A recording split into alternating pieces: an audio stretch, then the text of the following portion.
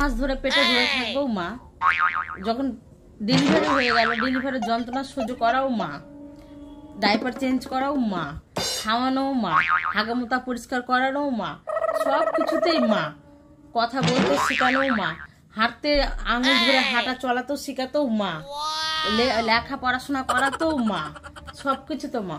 আর যখনই মা কোনো কাজে খেতে যাবে ঘুমাতে যাবে তখন হাগা লাগবে, মোটা লাগবে, ঘুমা লাগবে, মাকে 1 মিনিটের জন্য শান্তিভাবে থাকতে দেবে না।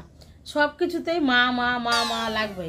আর যখনই একটু তোতরা তোতরা কথা বলে কথা বলতে শিখবে, আদো আদো আদো, বাইরে যে তুমি কাকে ভালোবাসো বাবা, তখন কি বলবে, বাবাকে ভালোবাসি। মা এত কিছু করে, মার কোনো নাম নেই, মাকে কোনো সময় ভালোবাসে না। মা যে এত কিছু করে ছোট থেকে করে আসে, তো কিছু করার নেই, আমাদের কপালের দোষ। মেয়ে তো, বাবা মা তো বিয়ের পরে আমাদের বাড়ি থেকে বের করে দিচ্ছে, পর বলে পরের ঘরে পাঠিয়ে দিচ্ছে, আমরা তো পর। তো এটা সমাজ, আমাদের সমাজ আগে থেকে হয়েই চলে আসছে, আর আমাদের কপালের দোষ, কিছুই করার নেই।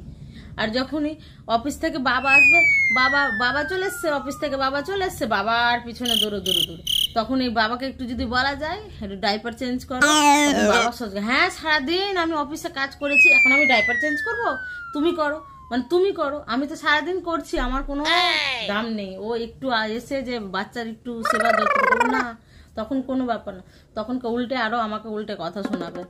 সবকিছু কি করবো, ভাগ্যের দোষ, কিচ্ছু করার নেই, এটা কপালের দোষ। আমাদের মেয়ের, প্রত্যেকটা মেয়ের কপালের দোষ, আমাদের এটা করতেই হবে, আশা করে কোনো লাভ নেই। মা তো বিয়ের পরে বাবার বাড়ি থেকে তাড়িয়ে দিয়েছে, তো আর বলে কিছু লাভ আছে? এদের তো বাচ্চা তো করবে সব কিছুই, পাপা বলো, পাপা পাপা, বাবা বাবা বলো, মার কোনো দোষ নেই।